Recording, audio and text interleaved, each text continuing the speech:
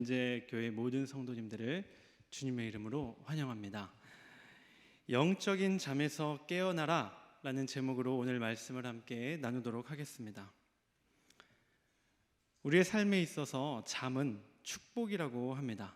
아마 불면증 등으로 고생을 해보셨거나 현재 그것을 이렇게 갖고 계신 분들은 아마 이 말에 굉장히 공감을 많이 하실 겁니다. 그런 분들께는 참 죄송한 이야기인데요, 저는 이렇게 자려고 베개에 고개를 딱 대면 얼마 시간이 지나지 않아서 바로 이렇게 잠에 잘 드는 편입니다. 집에서 아이들은 이제 거의 아내가 아이들을 주로 재우는데요, 제가 이제 가끔씩 상황이 안 돼서 제가 아이들을 재울 때도 있습니다. 하루는 이제 제가 시간이 돼서 얘들아 오늘 아빠랑 자자, 아빠가 재워줄게 했는데 둘 다 전혀 안 반기는 거예요. 아빠가 오랜만에 재워준다는데 애들이 뭐 이렇게 아빠랑 잔다 신난다가 아니라 다 이렇게 다 불편해하는 겁니다. 그래서 좀 서운한 마음에 현겸아 아빠랑 오랜만에 자는 건데 왜 그래? 그랬더니 현겸이가 아빠는 우리를 재워주는 게 아니라 그냥 먼저 잔대요. 그래서 먼저 들어 누워서 재워주지 않고 혼자 그냥 알아서 잠을 잔다는 거예요. 생각해 보니까 또 틀린 말이 아닌 것 같아요. 제가 같이 누워서 아이들을 재우고 잠든 기억이 별로 없고 같이 누우면 제가 늘 1등으로 잠이 든다는 거예요. 그래서 약간 서운했던 마음이 미안한 마음으로 바뀌었던 적이 있습니다.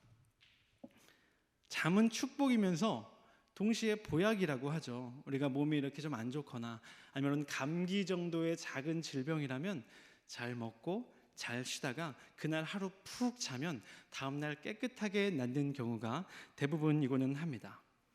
그러나 무엇이든지 적당해야 하고요, 그 시기가 적절해야 합니다. 잠이 축복이고 잠이 보약이라고 하니까 지금 바로 이 시간을 활용하려고 해서는 곤란합니다. 그래서 혹시 제 설교를 자장가 삼으려 하지 마시고 졸리신 분들은 그것을 꼭 아껴두셨다가 한 3시간 뒤에 이렇게 댁에 가셔서 푹 주무시기 바랍니다. 그런데 우리에게는 이 육체의 잠이 존재하는 것처럼 또한 영적인 잠이 존재하고 있습니다.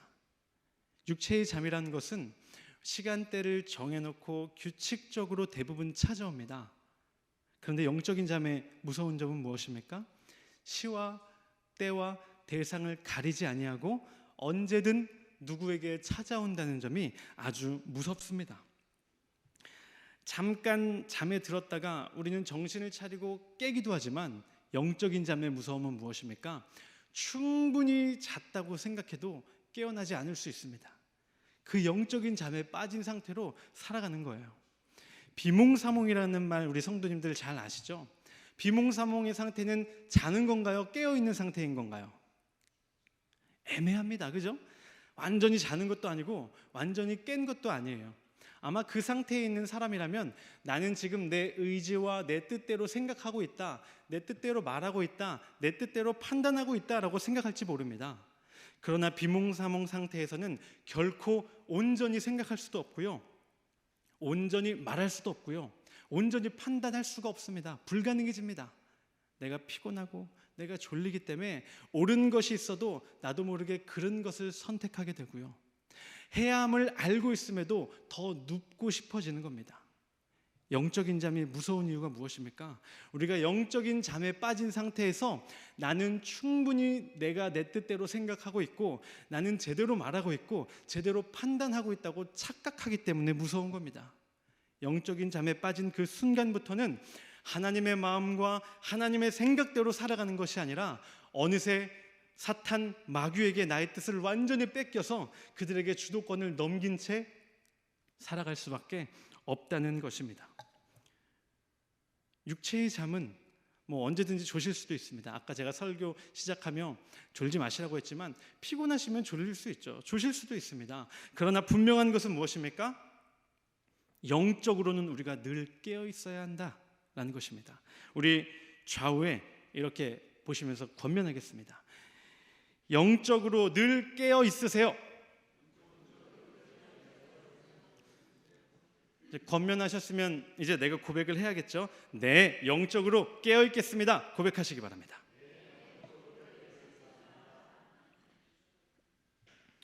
여기 영적으로 아주 깊은 잠에 빠진 인물, 바로 요나가 있습니다. 영적인 깊은 잠에 빠지자 어떤 일이 일어날까요? 어떤 일이 일어날 것 같으세요? 육적으로 깊은 잠에 빠지기 전에 내가 영적으로 깊은 잠에 빠졌을 때 어떤 일이 일어날까요? 오늘 말씀을 통해서 제가 하나하나 알려드리도록 하겠습니다.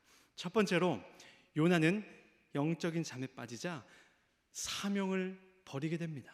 사명을 피하게 됩니다. 우리 1장 3절의 말씀을 다 함께 합독합니다. 그러나 요나가 여호와의 얼굴을 피하려고 일어나 다시스로 도망하려 하여 욥바로 내려갔더니 마침 다시스로 가는 배를 만난지라. 여호와의 얼굴을 피하여 그들과 함께 다시스로 가려고 배삭을 주고 배에 올랐더라. 아멘. 요나는 선지자 중에 한 명입니다. 그리고 당시 이 말씀의 배경이 되는 니느웨는 아수르의 수도였습니다. 근데 이 니느웨의 백성들이 너무도 부패하자, 하나님을 온전히 믿지 못하고 하나님의 정의를 상실하자 하나님이 분노하시죠. 니느웨에 대해서 분노하십니다. 그래서 요나를 부르십니다. 그리고 그 니느웨로 가서 하나님의 그 심판의 메시지를 그들에게 전파하라 라고 하시는 거예요. 근데 요나는 어떻게 됩니까? 하나님이 나에게 말씀을 주셨음에도 불구하고 그 말씀대로 행하지 아니합니다. 하나님은 니느웨로 가라 말씀하셨으나 그는 다시스로 향하게 됩니다. 사실 하나님의 말씀이 임한 자, 이것은 우리에게 정말 중요한 겁니다. 하나님의 말씀이 수많은 사람 가운데 나를 선택하여서 나에게 그 음성이 들리고 나에게 그 하나님의 분명하신 뜻과 사명이 전해진다는 것은 얼마나 귀한 것인지 모릅니다. 요나는 원래 축복받은 인물입니다. 1장 3절에는 그 말씀을 들은 자의 삶이 어떻게 변해야 하는지를 말해줍니다. 그 자리에서 일어나라, 네 삶의 자리에서 일어나라 말씀하시고요, 하나님이 보내시는 곳으로 가라 말씀하십니다. 그리고 그 말씀을 전파하라. 일어서서 보내시는 곳으로 가서 하나님의 말씀을 전파하는 자의 삶이 말씀을 받은 자의 삶이 되어야 한다라는 것입니다. 그러나 문제는 무엇입니까? 요나가 깊이, 영적인 잠에 아주 깊이 빠져 있었다는 거예요. 그러니까 하나님의 말씀이 그에게 오셨음에도 불구하고, 찾아왔음에도 불구하고 그 음성을 분별하지 못합니다. 하나님의 뜻을 분별하지 못해요. 영적으로 깊이 잠에 빠져 있다 보니까 내 판단이 하나님의 판단보다 우선하게 되는 겁니다. 니느웨로 가라 하셨으나 자기 생각에는, 자기 딴에는 영적으로 완전히 깨어있지 못해서 온전한 선택과 판단을 할 수 없었음에도 불구하고 하나님의 음성과 뜻 대신 내 생각과 내 뜻대로 이것이 옳다고 생각하는 것을 취하게 되는 것입니다. 하나님께서 요나를 부르셔서 말씀을 주셨듯 오늘 이 자리에 있는 우리 은재교회 모든 성도님들 한 명 한 명을 하나님이 친히 부르셔서 그 말씀을 주셨음을 믿고 계십니까? 그럼 제가 또 이렇게 여쭤보겠습니다. 그 하나님이 부르셨다면 하나님은 반드시 말씀과 사명을 주십니다. 내가 받은 사명이 무엇인지 늘 궁금해하며 그것을 붙들고 살아가기 위해 노력하고 계십니까? 하나님은 사명을 주시고 하나님은 말씀을 주시고 가야 할 곳을 주셨는데 그 음성에 순종하며 그 길을 걸어가고 계십니까? 내가 영적으로 깨어있지 못하면 하나님의 말씀을 안 주셔서 내 뜻대로 가는 게 아니라 말씀을 주셨고 사명을 주셨고 가야 할 곳이 어디인지 정확히 알려주셔도 못 걷게 됩니다. 내 생각, 내 뜻이 더 우선하게 되고요, 하나님이 이리로 가라 말씀하셔도 왠지 여기가 아닐 것 같은 내 마음에 다른 길을 선택해서 가게 되는 거예요. 그리고도 모르는 겁니다. 그게 영적으로 잠에 빠진 자의 삶이 됩니다. 우리 주의하며 또 결단하며 이렇게 우리 좌우에 계신 분께 고백해 보겠습니다. 사명을 버리지 않겠습니다. 하나님 주신 사명을 꼭 붙들겠습니다. 영적인 잠에 깊이 빠졌던 요나의 두 번째 모습이 무엇이냐? 첫 번째로는 주신 사명을 피했고요. 두 번째로는 그 하나님 자체를 피해 버리는 그 요나의 모습을 보게 됩니다. 우리 1장 좀 긴데요. 3절부터 5절까지의 말씀을 다 함께 합독합니다. 그러나 요나가 여호와의 얼굴을 피하려고 일어나 다시스로 도망하려 하여 욥바로 내려갔더니 마침 다시스로 가는 배를 만난지라. 여호와의 얼굴을 피하여 그들과 함께 다시스로 가려고 배삭을 주고 배에 올랐더라. 여호와께서 큰 바람을 바다 위에 내리심에 바다 가운데에 큰 폭풍이 일어나 배가 거의 깨지게 된지라. 사공들이 두려워하여 각각 자기의 신을 부르고 또 배를 가볍게 하려고 그 가운데의 물건들을 바다에 던지니라. 그러나 요나는 배 밑층에 내려가서 누워 깊이 잠이 든지라. 아멘. 구약에 등장하는 이 선지자들에게 있어서 가장 중요한 것이 무엇이냐? 하나님과 인간 그 사이 중간자의 역할을 능히 감당하는 것이 이 선지자들에게 가장 필요한 요소입니다. 첫 번째는 하나님의 뜻에 민감해야 합니다. 하나님이 창조하신 그 인간들을 향해서 지금 하나님이 기뻐하고 계시다면 그들을 더 열심히 잘할 수 있도록 권면해야 하고요. 하나님이 지금 분노해하고 계신다. 그렇다면 그 화가 임하기 전에 하나님의 백성들이 그 뜻을 돌이켜 하나님을 볼 수 있도록, 화가 미치기 전에 하나님의 뜻, 그 하나님의 심판의 메시지를 전해야 하는 게 바로 그 중간자, 선지자의 역할입니다. 제가 고3 때 저희 학교 그 반 담임 선생님은 저희 학교에서 가장 폭력적이고 가장 무서운 선생님이었습니다. 근데 이 선생님이 싫어하는 게 여러 가지가 있는데 그 중에서도 가장 싫어하는 것 중에 하나가 수업 시간에 아이들이 조는 것을 너무도 싫어했어요. 그래서 졸았다 하면 걸려가지고 복도에서 엄청나게 두들겨 맞았습니다. 그러니까 애들이 너무 무서우니까 담임 선생님 수업 시간에는 막 다리를 꼬집으면서까지 잠을 다 안 잡니다. 그런데 다른 수업에서는 이제 선생님들 중에는 조는 거에 이렇게 그냥 불쌍해서 봐주는 선생님들도 있을 수밖에 없잖아요. 그렇게 물은 선생님들 앞에서는 아이들이 이렇게 꾸벅꾸벅 잠을 자는 거예요. 그러면 이제 담임 선생님이 어떻게 하느냐? 귀신같이 그 복도 쪽 그 창 가장 앞으로 고개를 싹 내밀어서는 누가 자는지를 쫙 다 훑으십니다. 그리고는 싹 사라졌다가 모든 수업이 끝나고 딱 종례 때 탁 들어오세요. 문을 열고 딱 들어와서는 오늘 3교시 영어 시간에 좋은 놈들 다 튀어나와! 딱 이러세요. 그럼 이제 애들이 막 이렇게 졸았어도 이렇게 버티고 있어요. 버티고 있으면 이미 다 봤잖아요. 신앙준, 이혜진 왜 안 나와? 딱 이러는 거. 그러면 막 이렇게 나 안 졸았는데 하면서 막 억울한 표정으로 애들이 막 나와서 밖에서 막 두들겨 맞는 거예요. 자, 근데 바로 여기에서 저의 역할이 아주 빛나는 것을 알 수가 있습니다. 제가 1분단 가장 앞쪽 이 복도 끝이 아니라 바로 그 복도 끝 옆자리였어요. 이 자리에 앉으면 안 보이는데 제 자리에 앉아서 딱 수업을 듣고 있으면 여기서 이렇게 담임 선생님 얼굴이 이렇게 딱 올라오는 게 바로 보여요. 제가 수업을 듣고 있어도. 그렇게 딱 보이는 순간 제가 이렇게 신호를 줍니다. 그럼 막 졸던 애들 막 다 깨우는 거예요. 그렇게 살린 애들이 하나둘이 아닙니다. 그때 제가 이거 안 하면 이제 다 끌려가서 두들겨 맞는 거를 선생님이 딱 등장하자마자 제가 시선을 주지 않고 여기서 이렇게 신호를 막 주는 거예요. 고3 때부터 이미 선지자의 역할을 제가 하고 있었다는 이야기가 됩니다. 자, 그런데 이 하나님과 인간 사이의 이 중간자, 선지자들이 그 역할을 감당하지 않으면 어떻게 될까요? 선생님이 와도 정신없이 조는 것처럼 이미 분노가 여기 가득 차 있는데 내가 지금 어떻게 해야 하는지를 인간들은 깨달을 수가 없는 겁니다. 하나님의 뜻에 민감해서 그 선지자가 지금 하나님이 분노하셨다. 너희들이 이대로라면 하나님의 그 임박한 진노를 너희가 피할 길이 없다. 그 메시지를 선포해야 하는데 선지자가 그 역할을 감당하지 않으면 인간들은 회개할 기회도 얻지 못한 채 하나님의 그 분노한 심판을 받을 수밖에 없다는 것입니다. 그런데 요나가 그 하나님을 피하는 거예요. 하나님을 가장 가까이 하고 인간들에게 그 회개의 메시지를 선포해야 할 요나가 지금 어떻게 하고 있습니까? 하나님을 피하려고 이 문장이 나옵니다. 그리고 그가 배에 타서 선택한 곳이 어디입니까?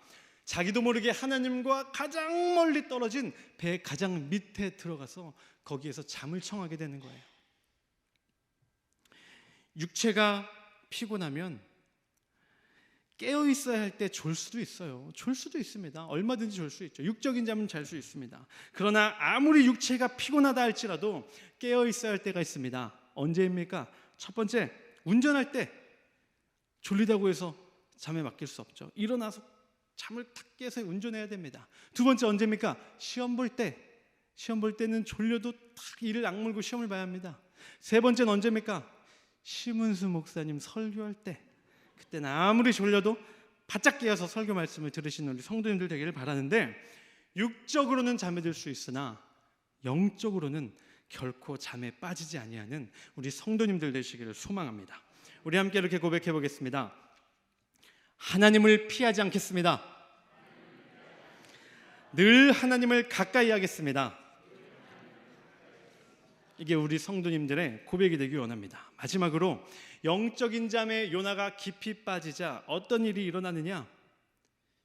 요나가 기도하지 않게 되는 것을 보게 됩니다. 기도의 사람, 하나님의 사람이라면 마땅히 기도하여 하나님의 뜻을 구하고 하나님께 또 청하고 그 답을 받아야 하는데, 이 교제가 온전히 이루어져야 하는데 요나는 영적인 잠에 빠지자 기도하지 않게 되는 거예요. 그가 배 가장 밑에 숨어서 무엇을 했습니까? 잠을 자고 있었죠. 영적인 잠에 빠졌을 뿐 아니라 육적인 잠에 아주 깊이 빠져 있었습니다. 그가 그렇게 세상 모르고 쿨쿨 자고 있을 때 밖에서는 무슨 일이 일어나고 있었습니까? 폭풍에 배가 뒤집히려고, 배가 다 부서지려고 하고 있었어요. 요나를 제외한 그 5절을 보니까 사공들이 각각 간절히 다 자기의 신을 찾으며 부르짖으며 기도를 하고 있었다는 겁니다. 그들은 하나님을 아는 사람들이 아니었어요. 하나님을 찾았다가 아니라 그냥 생각나는 대로 어떻게든 이 절체절명의 위기에서 벗어날 수 있는 생각나는 대로의 신을 찾으면서 간절히 부르짖고 있었다는 겁니다. 신앙이 없는 이들도, 하나님을 모르는 자들도 그 시간만큼은 기도하고 있었는데, 하나님의 사람 요나는 지금 뭐하고 있었다고요? 자고 있었다는 겁니다. 기도의 기자도 모르는 그가 와서 그를 깨우고 있어요. 야, 너 하나님의 사람 아니야? 지금 다 기도하고 있는데 너 지금 기도해야 되는 거 아니야? 자고 있는 요나를 흔들어서, 기도해야 할 요나가 기도하지 않고 기도가 무엇인지도 모르는 사람의 손에 깨워지며 너 기도하라는 소리를 듣고 있다라는 것입니다. 기도하며 하나님의 뜻을 구하라고 선지자로 불렀더니 다 기도할 때 혼자 기도하고 있지 않은 이 아이러니한 상황이 어쩌면 오늘 많은 교회의 성도들이 갖고 있는 모습이라는 겁니다. 우리가 영적으로 항상 깨어 있어 예수님을 찾고 하나님을 부르짖지 않는다면 우리의 삶이 어떻게 됩니까? 하나님을 찾지 않는 삶, 문제가 생겨도 하나님께 부르짖지 않는 삶, 하나님의 역사하심을 경험할 수 없는 삶이 됩니다. 그저 보여지는 것들을 의지하게 되고요, 그것들을 사용해서 내 문제를 해결하는 기쁨을 얻게 되는 거예요. 내가 온전히 깨어서 내가 온전히 생각하고 내가 온전히 행동하고 온전히 판단하고 있다 착각하게 되는 겁니다. 육적으로 깨어 있으면 뭐예요? 영적으로 완전히 죽어 있는 삶을 살 수밖에 없는 것입니다.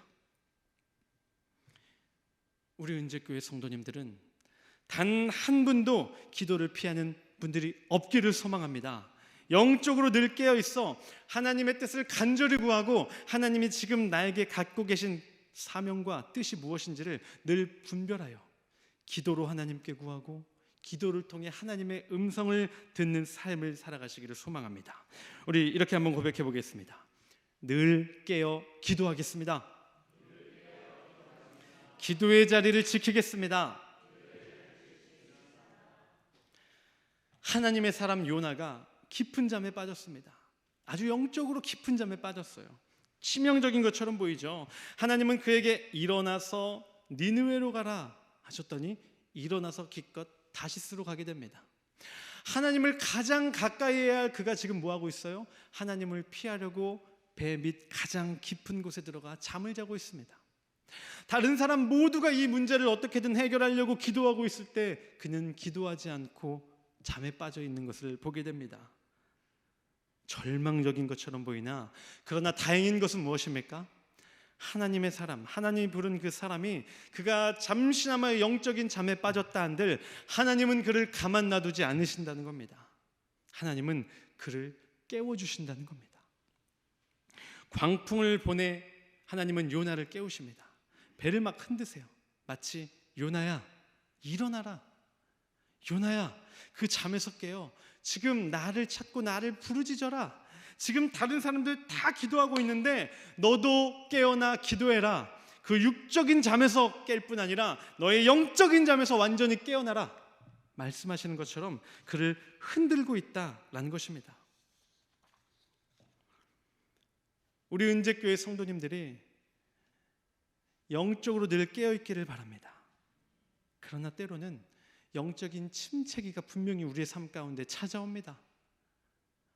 사람 때문에 찾아오기도 하고요, 내 신앙의 곡선 가운데 내가 예측하지 못한 상황 가운데에서도 찾아오고요, 내 주변 환경이 달라지면서 그 영적인 침체기란 건 분명히 찾아옵니다. 근데 중요한 건 무엇입니까? 내가 그렇게 영적인 잠에 빠진다 할지라도 우리가 하나님을 온전히 찾을 때 하나님은 우리를 결코 그 가운데 내버려 두지 않으신다는 거예요. 우리를 흔들어 깨우신다는 겁니다.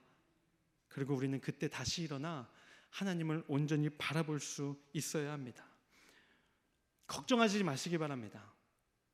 하나님은 한번 자신의 사람을 선택하시면 마지막까지 그를 책임져 주십니다. 하나님은 이 자리에 계신 우리 은재교회 모든 성도님 한 명 한 명을 직접 계획하시고 직접 이 자리에 부르신 줄 믿습니다. 우리 한 명 한 명에게 결코 꺼지지 아니하는 사명을 우리 안에 새겨 주신 줄 믿습니다.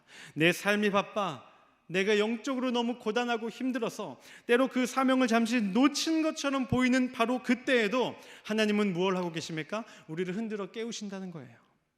그 하나님의 붙들어 주심, 흔들어 깨우심, 거기에 반응하여 우리의 영적인 잠에서 깨어나 온전히 하나님을 바라볼 수 있는 우리 은재교회 성도님들 되시기를 주님의 이름으로 축원합니다. 우리 함께 찬양하시겠습니다. 어둠 속 헤매 있는 내 영혼, 은혜 아니면 함께 찬양하시고 우리 마음을 모아 함께 기도하겠습니다.